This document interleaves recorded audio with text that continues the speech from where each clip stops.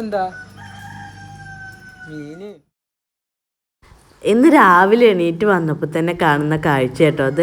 ഉമ്മ നല്ല കത്തി മൂർച്ചം കൂട്ടുന്ന തിരക്കിലാണ്. തൊട്ടടുത്ത് തന്നെ നാളികേരം വറുത്തും വെച്ചിട്ടുണ്ട്. എനിക്ക് അപ്പോഴേ ഉറപ്പാണ് ഇന്ന് ഏതെങ്കിലും ഒരു കോഴി തീരുമാനമാകുമെന്ന്. പറഞ്ഞ പോലെ തന്നെ ഇന്ന് കോഴിനെയൊക്കെ അറുത്തു കേട്ടോ. വീട്ടിൽ ഇഷ്ടം പോലെ കോഴികളുണ്ട് കേട്ടോ ഉമ്മാക്ക്. ഇനി ഇത് പറഞ്ഞതിൻ്റെ പേരിലൊക്കെ തൂക്കം വന്ന് ചാകുമൊന്നും എനിക്കറിയില്ല. അപ്പോൾ ഈ മഴക്കാലമായാൽ പ്രത്യേകിച്ചും നാടൻ കോഴി ഒരു സ്പെഷ്യലായിട്ടൊക്കെ വെക്കലുണ്ട്. ഇന്ന് പക്ഷേ കറിയാണ് വെക്കാൻ പറഞ്ഞത് ഉമ്മ. കോഴിനെ ഇസ്മായിലാക്കിയും ഉപ്പയും പാടെ കൂടിയിട്ട് അറക്കുകയൊക്കെ ചെയ്ത് ഉപ്പനെ ക്ലീൻ ചെയ്ത് കൊടുക്കുക കേട്ടോ. അപ്പോൾ ഉമ്മാക്കൊരു സഹായമാവുമല്ലോ. പിന്നെ ഇജ്ജെന്തിനാ അവിടെ നിങ്ങൾ ആലോചിച്ചണ്ട, ഞാൻ റെസ്റ്റ് എടുക്കാൻ വന്നതാണ്, ഞാൻ റെസ്റ്റ് എടുക്കാനായിട്ട് ഇരിക്കുകയാണ്. അപ്പോൾ ഉപ്പ അതിനൊക്കെ ഫുള്ള് സെറ്റാക്കി റെഡിയാക്കി കൊടുക്കുന്നുണ്ട്. അപ്പൂസും അതിനെ ചുറ്റിപ്പറ്റി നടക്കുന്നുണ്ട്.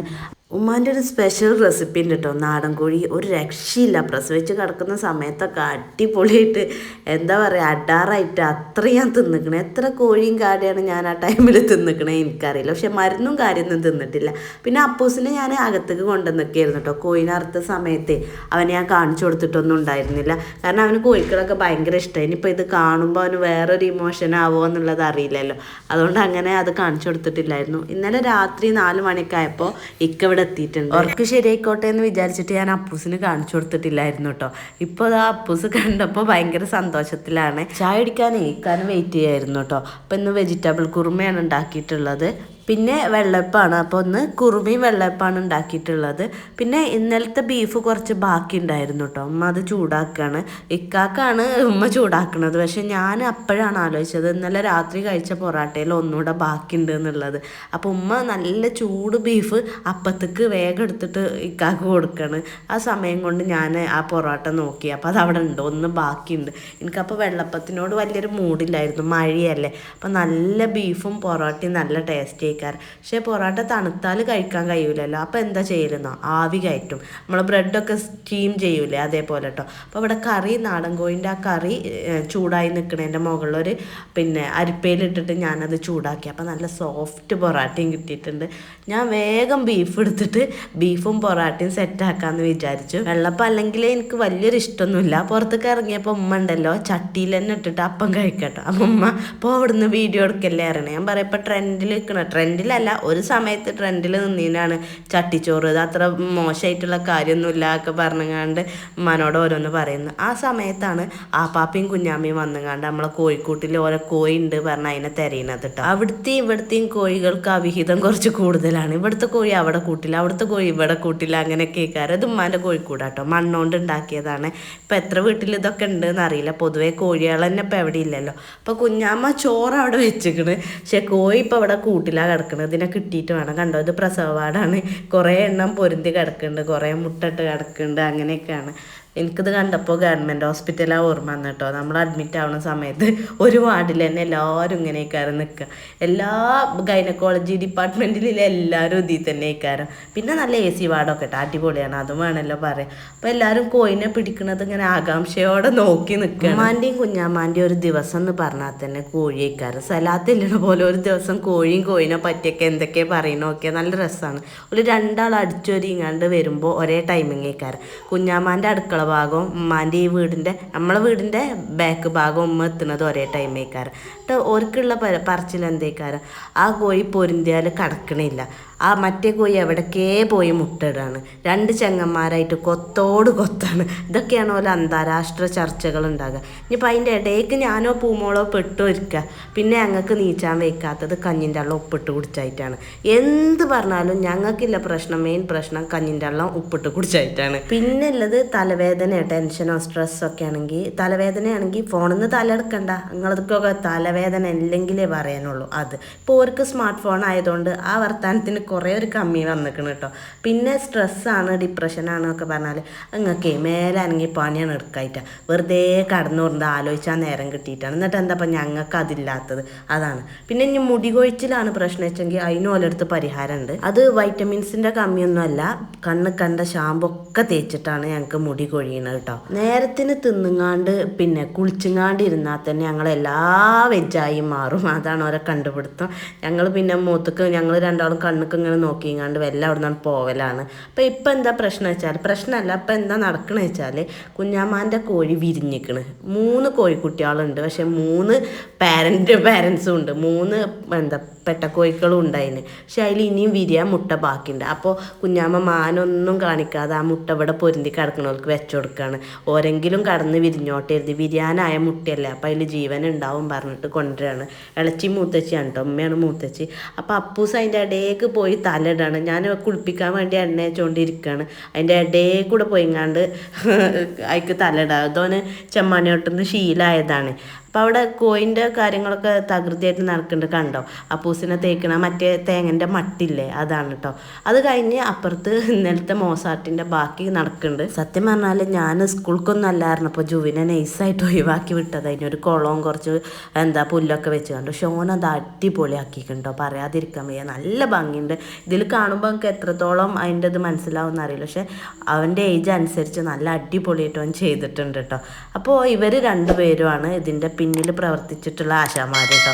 നല്ല ഭംഗിയുണ്ട് കാണാൻ. ഇവർ പിന്നിലല്ലേ പ്രവർത്തിച്ച്, ഇനി കുഞ്ഞാമാക്ക് ഇതിൻ്റെ മുന്നിലും പിന്നിലും പ്രവർത്തിക്കാൻ ഒരു ലോഡ് കിടക്കുന്നുണ്ടാവും. അമ്മിത്തുണ്ടമ്മയാണ് ഈ ഉണ്ടാക്കിയിരിക്കുന്നത്. ഇനി കോഴികൾ അതങ്ങോട്ട് ആകെ ചക്കയും ചാറും ആക്കും. കുഞ്ഞാമ്മയാണ് അത് വലിച്ചൂരി വൃത്തിയാക്കാനുള്ളത്. അതൊക്കെ കഴിഞ്ഞ് ജുവി അപ്പൂസും ഇവിടെ കളിക്കുകയാണ്. ഈ വീടിൻ്റെ ഈ ഭാഗം എന്ന് പറഞ്ഞാൽ ഞാൻ മുന്നേ പറഞ്ഞിട്ടുണ്ടോ അറിയില്ല, തിണ്ടൊക്കെ കെട്ടി കോഴികളോ ഇതൊന്നും ഉള്ളിലേക്ക് കയറാതിരിക്കാൻ വലയൊക്കെ കെട്ടുകയാണ്. പിന്നെ നിലത്ത് മണ്ണൊക്കെ അടിച്ച് ചാണകം തേക്കലുണ്ട് ഉമ്മ. അതുകൊണ്ട് തന്നെ ഇവിടെ അവർക്ക് കളിക്കാൻ സുഖമാണ്. ഒരു കളിക്കണ ഗ്യാപ്പിൽ ഞാൻ എന്താട്ടി ബാക്കിയുള്ള ചൂലും കൂടെ സെറ്റാക്കാമെന്ന് വിചാരിച്ചു. അപ്പം എനിക്ക് എന്ത് പണി ഉണ്ടായാലും ഉമ്മാക്ക് അടുക്കളയിൽ പണി തിരക്കാണെങ്കിൽ ഞാൻ വേഗം ചൂലുമ്മക്ക് ഇരിക്കും കേട്ടോ. എന്നാൽ എനിക്ക് ഇരുത്തോ ആവും, ഉമ്മാക്കൊരു ഹെൽപ്പും ആവും. അത് മെല്ലെ മെല്ലെ ഇങ്ങനെ ഒഴിവിനനുസരിച്ച് ഇങ്ങനെ ചെയ്യാണ്. ഇത് ജുവിൻ്റെ കുട്ടിയായപ്പോഴത്തെ വണ്ടിയാണ്. അപ്പോൾ ഓനത് അപ്പൂസിന് കൊടുന്നു കൊടുത്തേക്കാണ്. അപ്പൂസിനകത്ത് വേറെ ഒന്നുണ്ട്. ഇത് പുറത്ത് അവർക്ക് കളിക്കാൻ പറഞ്ഞ് പുറത്ത് തന്നെ വെച്ചതാണ്. ഞാൻ മെല്ലെ മെല്ലെ എടുത്തെടുത്ത് ഇത്രയും ചൂലിനുള്ള ഈർക്കിളിയാക്കി വെച്ചിട്ടുണ്ട് കേട്ടോ. അതിൻ്റെ മനോട് ഞാൻ പറഞ്ഞു എനിക്കില്ല ചൂലിന് അയക്കണം, ഞങ്ങൾ എന്താ വേണ്ടത് വെച്ചാൽ കാട്ടിക്കോളിയും പറഞ്ഞുകൊണ്ടിരിക്കുകയാണ്. എന്തായാലും അതങ്ങോട്ട് വൃത്തിയാക്കി വെച്ചാൽ വേണ്ടവർക്ക് എടുക്കാം. ഉമ്മാക്കാണെങ്കിൽ അങ്ങനെ, എനിക്കാണെങ്കിൽ അങ്ങനെ, ആർക്ക് വേണമെങ്കിലും എടുക്കാമല്ലോ. അപ്പൂസും ജുവിയും തമ്മിലൊരു സ്പെഷ്യൽ ബോണ്ടാട്ടോ. എന്താണ് എനിക്കറിയില്ല, ഒരു ഭയങ്കര എന്തോ ആണ്. ഭയങ്കര ഇഷ്ടമാണ് രണ്ടാൾക്കും. അബണ്ട് ജുവിൻ്റെ എല്ലാവരും ഭയങ്കര കേട്ടോ, അതല്ല പിന്നെ എന്തോ ജുവിന് ഭയങ്കര ഇതാണ്. പിന്നെ അവർ വലിയ കുട്ടികളായതുകൊണ്ട് തന്നെ നമുക്കൊന്നുകൂടെ സുഖമാണ്. കാരണം വികൃതി കാട്ടുമോന്നില്ല, പേടിയില്ലല്ലോ. ഇന്നലെ അപ്പൂസ് മീനിന് കടന്ന് കലായിച്ചിട്ടുണ്ടേലേ ഇക്കൊന്ന് പോയിട്ട് മീൻ വാങ്ങിക്കൊടുന്ന് കൊടുത്തതാട്ടോ. 50 രൂപ പേരിന് 50 ആട്ടോ. ഒന്ന് റോസും ഒന്ന് പച്ചയാണ്, ചെറുകോടന്നെ ഉണ്ട്. അപ്പോൾ ഇക്കങ്ങനെ പോയപ്പോൾ അതിനുള്ള ബോൾ വേണോ ചോദിച്ചു വിളിച്ചു. അപ്പോൾ ഞാൻ വേണ്ട പറഞ്ഞു. ഇവിടെ സോണിൻ്റെ അടുത്തും ജൂജുവിൻ്റെ അടുത്തൊക്കെ ഉണ്ട്. അപ്പോൾ അത് ഉപയോഗിക്കാതെ കിടക്കുകയാണെങ്കിൽ അതന്നെ മതി പറഞ്ഞു. പിന്നെ അത് എത്ര സമയം ഇതിന് ഇൻട്രസ്റ്റ് ഉണ്ടാവുമെന്ന് നമുക്കറിയില്ലല്ലോ. അപ്പോൾ വിചാരിച്ചിട്ട് വാങ്ങിക്കണ്ടായിരുന്നു. അതിൻ്റെ ഇടയിൽ ഇക്ക വാങ്ങുകയാണെന്ന് അറിഞ്ഞപ്പോൾ തന്നെ ജുവി ഓടിപ്പോയിട്ട് സോണിൻ്റെ അടുത്തുനിന്ന് ആ ബോൾ വാങ്ങി കൊടുത്തിട്ടുണ്ട്. പിന്നെ എനിക്ക് ഇൻസ്ട്രക്ഷൻസ് തരാം കേട്ടോ.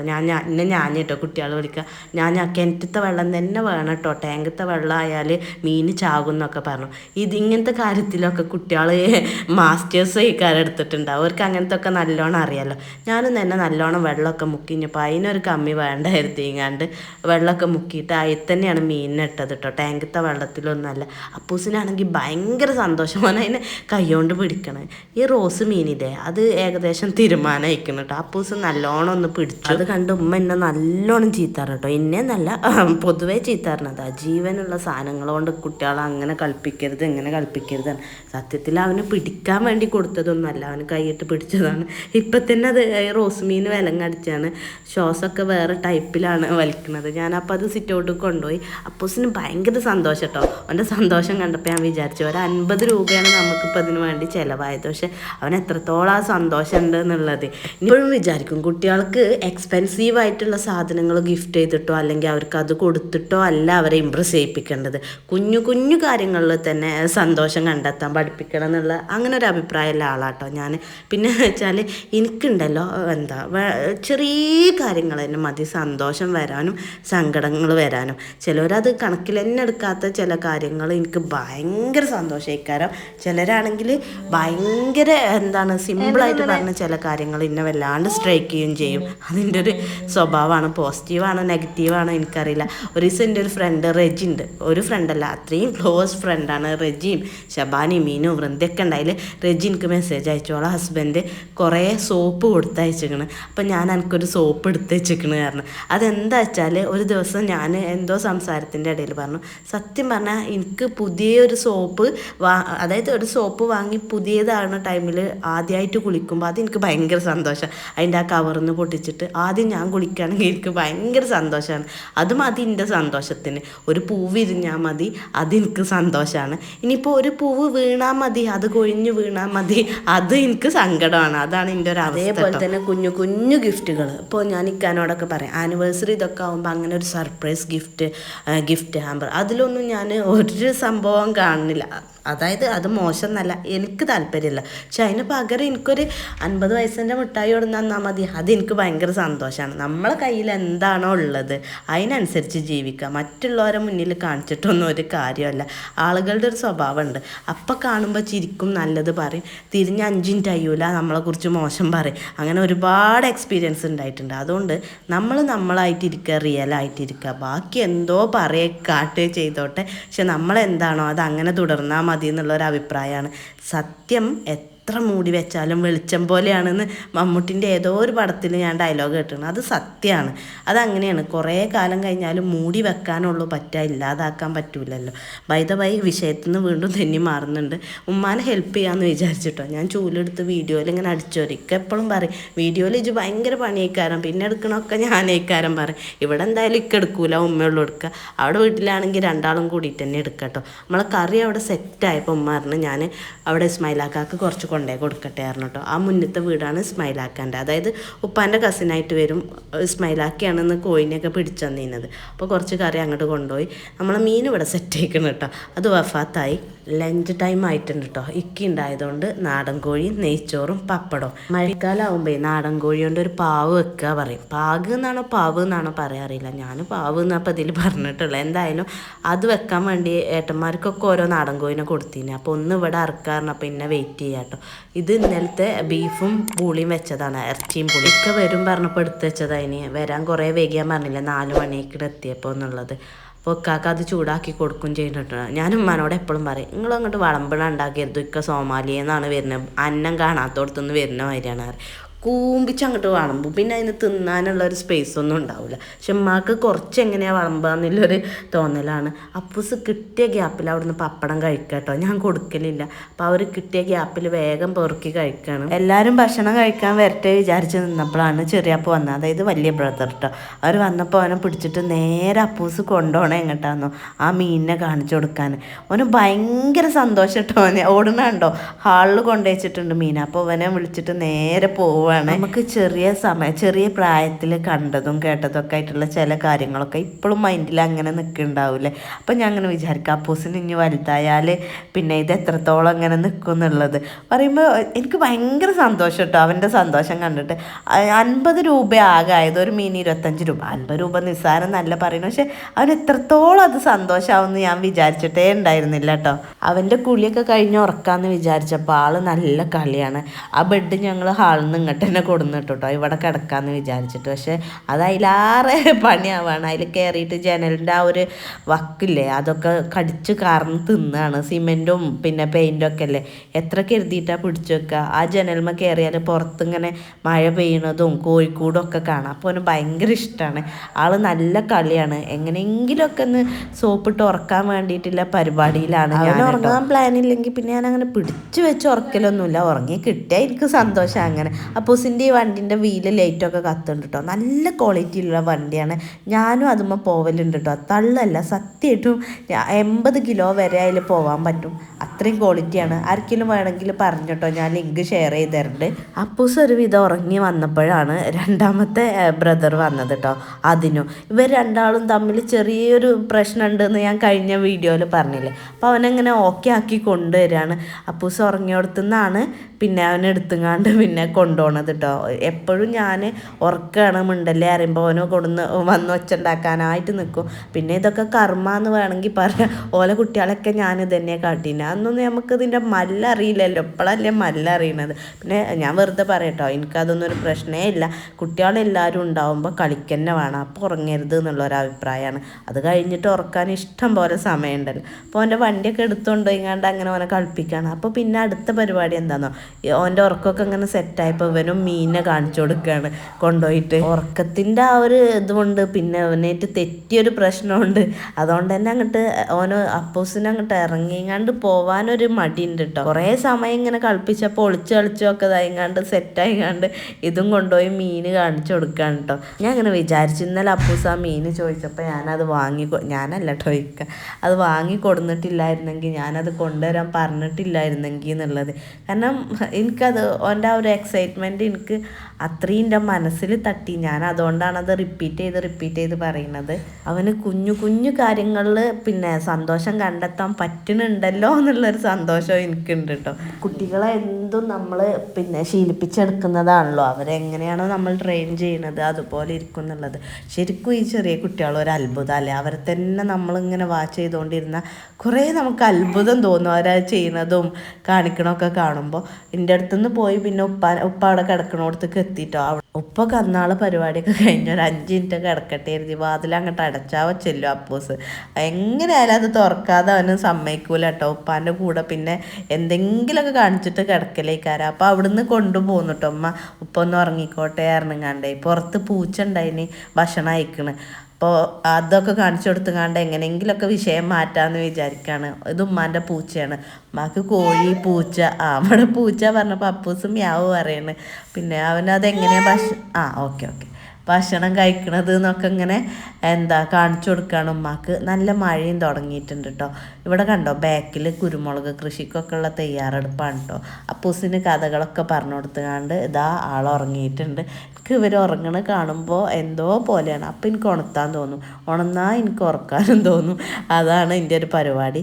അപ്പൂസ് ഉറങ്ങിയപ്പോൾ ഞാനും കുറച്ച് പണികളൊക്കെ ഉമ്മാക്കും എടുത്തു കൊടുത്ത് പിന്നെ അവൻ്റെ കൂടെ കിടന്നിട്ട് ഞാൻ ഉറങ്ങാമെന്ന് വിചാരിച്ചു. കണ്ടോ എന്ത് ശാന്തമായ ഉറക്കം, മറ്റേ ഫിലിമിൽ പറയുന്ന പോലെ കണ്ണ് തുറന്നാൽ കഴിഞ്ഞു കഥ കേട്ടോ.